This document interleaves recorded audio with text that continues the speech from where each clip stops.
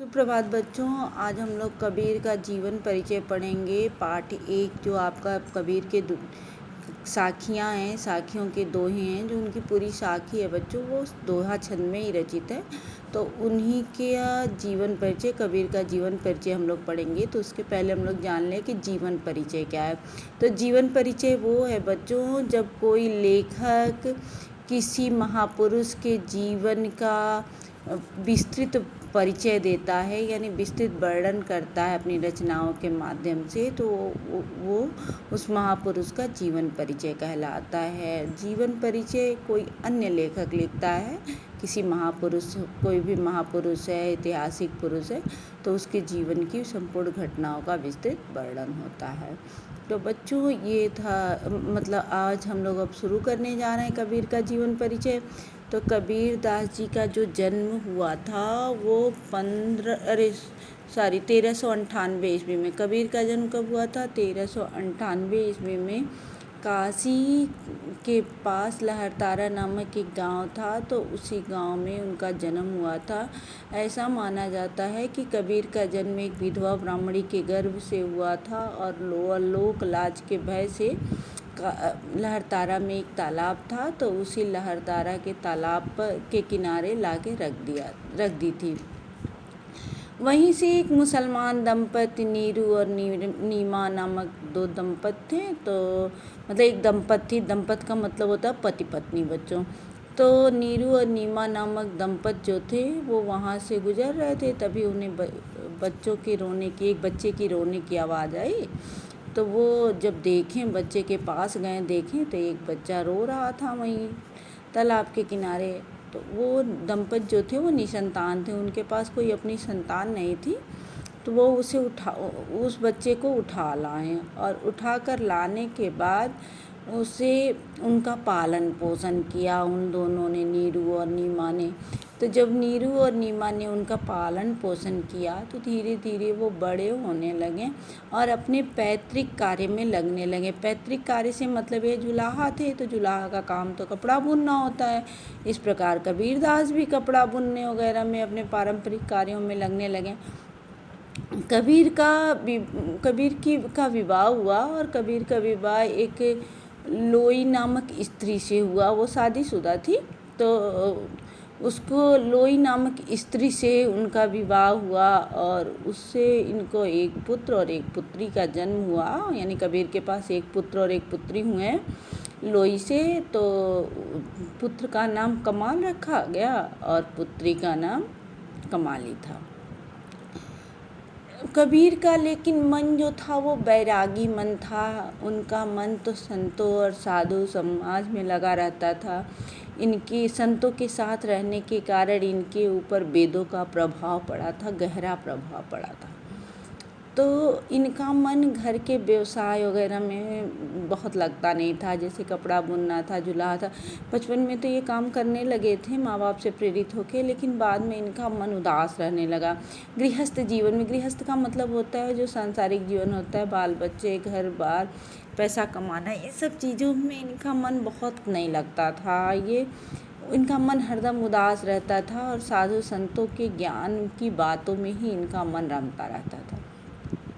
एक दिन इन्हें पता चला कि काशी के बहुत बड़े संत रामानंद जी हुए हैं। तो इन्होंने मन में ठान ली कि मैं रामानंद जी से ही गुरु दीक्षा प्राप्त करूँगा, गुरु का ज्ञान प्राप्त करूँगा। तो ये काशी अपने मतलब वहीं काशी के पास ही इनका गांव ही था, तो वहाँ गए, और रामानंद जी को इन्होंने ठान रखा था कि हम इन्हीं को अपना गुरु बनाएंगे। तो इन्होंने कई बार कोशिश की रामानंद जी से मिलने के लिए, लेकिन उनसे मुलाकात नहीं हो पाई। तो एक दिन इन्होंने दृढ़ निश्चय किया, और ठंडी की रात में ये इनको पता चला कि यहीं से 80 घाट में से होते हुए रामानंद जी स्नान करने 80 घाट पे जाते हैं, गंगा स्नान करते हैं। तो ये क्या किए, 80 घाट की सीढ़ियों पर लेट गए। जिस मार्ग से रामानंद जी जाते थे उसी मार्ग की सीढ़ी पर लेट गए, और लेटने के बाद जब प्रातःकाल हुआ तो सूर्योदय से पहले रामानंद जी नहाते थे, तब अंधेरा रहता था। तो जब जाने लगे नहाने, तो वो खड़ाऊँ पहन के जैसे ही सीढ़ी पे उतरे, तैसे इन्हीं की छाती पे उनका पैर पड़ा। बस रामानंद जी डर गए। जब कबीर की छाती पे पैर पड़ा तो रामानंद जी डर गए और राम राम कहते हुए पीछे लौट आए।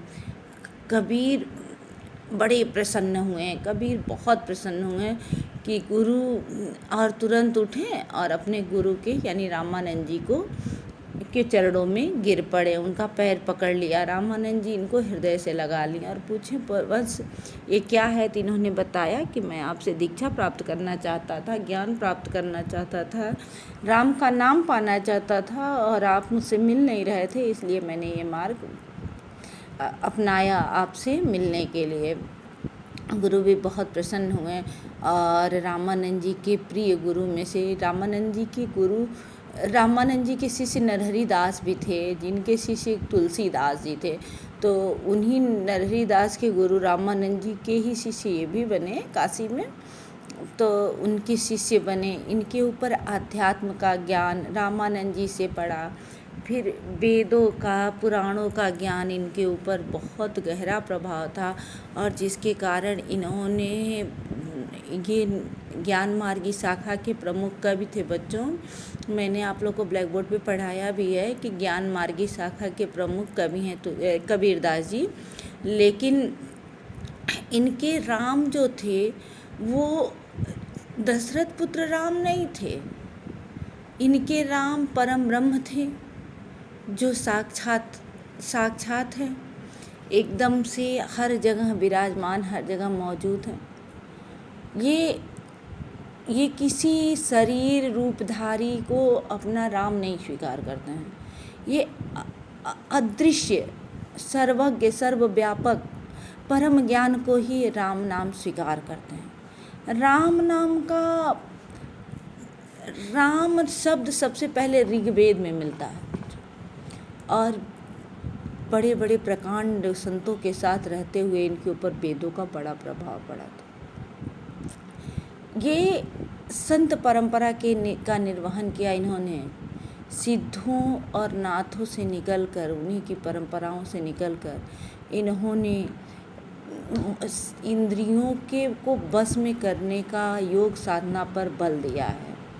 कबीर एक समाज सुधारक कवि थे। इनकी कविताओं में हिंदू मुस्लिम दोनों की जो कट्टरता है उस पर कुटाराघात किया गया है। इन्होंने किसी वाद में ना उलझ के एक लोक जनता के सेवा भाव की बात रखी है। ये मानते थे कि हमें ना हिंदूवाद में ना मुसलमानवाद में उलझना है, बल्कि हमें एक समाज सुधारक यानी एक समाज के एक अच्छे मनुष्य के लिए ही अपनी बात कहनी है। समाज में सभी जीव हैं, सभी के अंदर आत्मा है, सभी को दुख और सुख की अनुभूति होती है। कोई ना हिंदू है ना मुसलमान है। इन्होंने अपनी कविताओं के, अपनी रचनाओं के माध्यम से हिंदू और मुसलमान की दोनों की बुराइयों को उजागर किया, दोनों को के अंदर सहिष्णुता का भाव भरने का प्रयास किया है। कबीर की जो भाषा है वो सधुक्कड़ी है। इनकी कोई विशेष भाषा नहीं थी, चूँकि ये घुमक्कड़ कवि थे, ये समाज सुधारक कवि थे, तो ये जगह जगह पे जाते थे, अपने परम ज्ञान का संदेश देते थे। जहाँ भी जाते थे वहाँ की भाषा का छाप इनकी भाषा पे, इनकी कविताओं की भाषा पर दिखाई देती है। कबीर की जो रचना है बच्चों, साखी शबद रमैनी है। साखी जो है इनका दोहा छंद में रचा गया है। कबीर ने स्वयं कहा है, साखी आँखें ज्ञान की। कबीर की जो साखी है वो ज्ञान की चक्षु है, ज्ञान की आँखें है। इसके बाद इनका शबद है और रमैनी है। कबीर ने कहा है, मसी कागज छुयो नहीं, कलम गयो नहीं हाथ। कबीर ने कहा था कि मैंने तो कागज़ छुआ ही नहीं है और कलम हाथ में नहीं लिया है, फिर रचनाएं कैसे किए हैं। तो बच्चों, इन्होंने केवल अपने मुख की ध्वनियों से अपने मन के विचारों को अपने दोहा, चौपाई और पदों के माध्यम से व्यक्त किया है।